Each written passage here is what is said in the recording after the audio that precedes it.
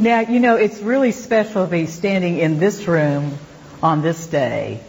Because 20 years ago, when I would be standing in this, I'd be in this room on this day, I'd be standing over there, and somebody else would be standing up there. And one of the things that Pastor Ken used to do was sometimes he would do a first-person story sermon.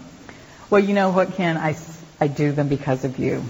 So, something's going to happen in a moment, and I'm not going to be Pastor Kathryn anymore, so you don't get confused. I did not live 2,000 years ago, but somebody else did, and she's going to be here in just a minute. My friends, let us be in prayer.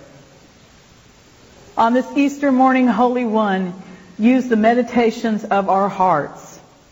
Use the wisdom of our souls. Use the knowing of our bodies and the wholeness of our being. And let us receive your living word in whatever way it comes this morning. Amen. Would you like to hear an unbelievable story? Well, good, because I've got one for you. When I was young, things were very bad with our people. Very bad. I think it would be hard for anyone to imagine what it's like to live in a world where every week you saw someone you loved hurt or wounded or go hungry. And there was this force upon our people, and sometimes we called it the empire, and sometimes we called it corruption, and sometimes we called it our own weakness, but we were not God's people. And so the rabbis would tell us stories. And they remind us about Moses who liberated the people and great King David, and that God was going to send another Messiah who was going to liberate us. Well, that sounded like a wonderful thing to happen. So we looked for that Messiah. Now, I belonged to the school who thought that the only solution was military. We needed another heroic leader who was going to come in there and do battle with Rome and get our nation back. And so when I heard that there was a fellow that people were thinking, he might be the Messiah, I thought, wonderful, the hero is here. And I went to go hear this carpenter speak. And he didn't sound one iota like a military leader. And I thought, well, fine, you can have your nice old pacifist leader. I'll wait till the real Messiah comes. But my son got involved. He said, no, Mom, there's something about this guy that's different. You need to listen to him again. And as mothers are wont to do, we do things we don't want to do. But if it gives us an opportunity to be with our children, we do it, right? So I went and I listened. And I remember thinking, that sweet innocence of youth. You believe that just by loving people you can change the world. You believe that just by standing on God's promises you can change the world. So I went a couple more times. But I knew how bad things were. And I knew that kind of let's just do the right thing spirit wasn't going to be enough. And then my son was arrested for insurrection. And they took him. Hideous trial, ridiculous situation, and they crucified him. And then they did it to my cousin's son.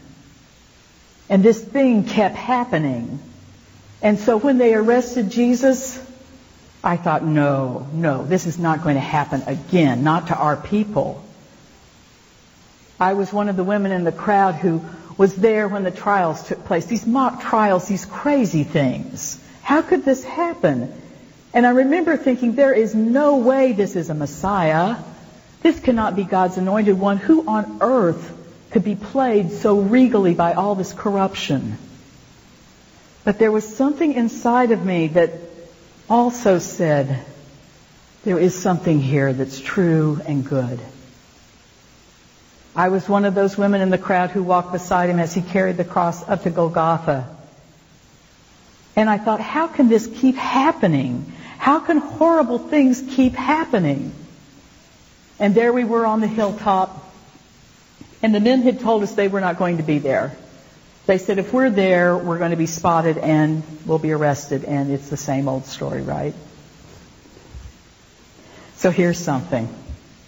the women could go. Because, what are women going to do? I love that part of being female. So we women were there, and we were taking notes so we could remember and recount to the others. But we were there as mothers and sisters. We were there as aunties and grandmothers, and we were watching another one of our beloved young ones die. How could this happen? So we did what you do. We waited till he was dead. We took his body down.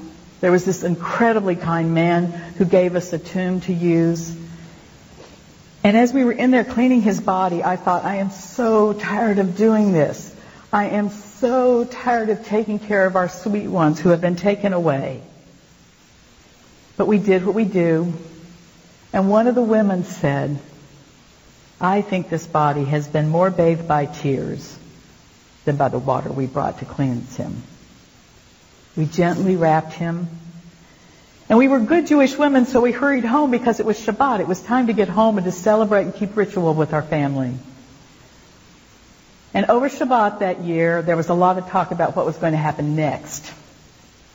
The men in our household thoroughly believed that the Jewish community were going to take Jesus' body and were going to parade it throughout Jerusalem to incite a riot. Because if they showed Jesus crucified, this would indeed bring a riot. And the men in our household were saying, that's only going to be worse because Rome will come back with great force. And somebody else said, maybe we should take his body and hide it. So, remember the women thing? They said, well, if we go, there's going to be soldiers there and we could be arrested. Maybe if the women go. So, of course, we volunteered to go to see what was going on, to find out. But also, I think we went out of devotion, too. So we get to the tomb. It was hard to find because we didn't know where we were going. We got in there, and it was empty. And at first, I thought we were in the wrong place. But then I thought, no, this is the right one. And here comes the story. A light began to fill that tomb. And it wasn't like a candle that's been flickering and kind of gets dim and then bursts back up, and in a dark place like that it gets very bright. This was like 1,000 candles started to fill the room, and there were people there with us. I couldn't tell you if they were male or female. These luminous beings started asking us questions. Why are you looking for the living in the land of the dead? We didn't know what to think about this. And then the voice said, don't you remember everything he said to you? He's been risen. He's not here. We had been so afraid, so worried. We'd forgotten all about Jesus. We'd been thinking about ourselves and our precious bodies. And in that moment, have you ever had a moment where a part of your heart was hard and frightened and solid? And then there's that moment where hope comes in, where compassion comes in, where peace comes in. My heart turned, and I didn't need to be able to know who those people were. I knew that was from God. So we left. And we went back to tell them, not to worry, the body's gone. The luminous beings told us Jesus is risen. Da, da, da, da, da, da. And so now our own community said, well, they're women. Kind of have an emotional moment, girls. And then dear Peter, you gotta love him, right? Peter said, I'll go check. And Peter ran off. Well, you know what Peter found. He found an empty tomb, but for some reason, those luminous beings did not appear to Peter. Think about that for a while. I'm just saying.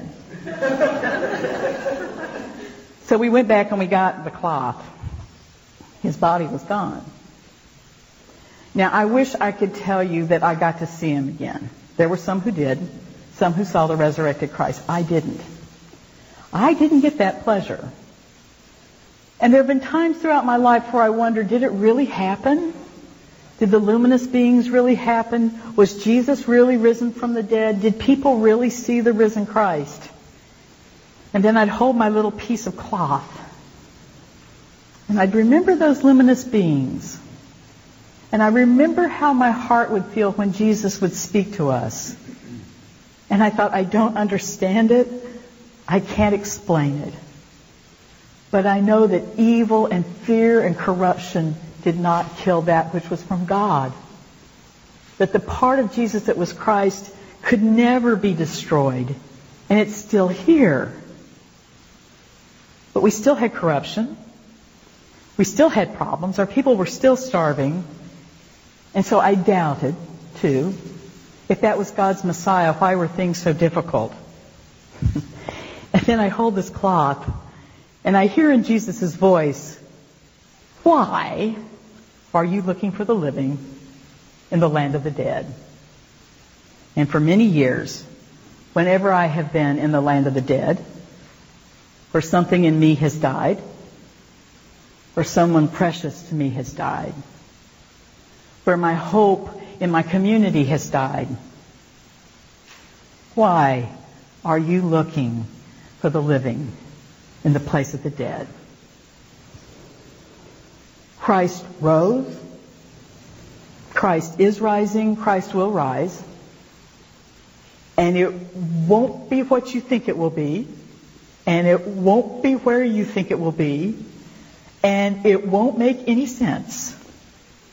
But there will be this sweet turning. And we will be God's people again. And that which was broken will be made whole.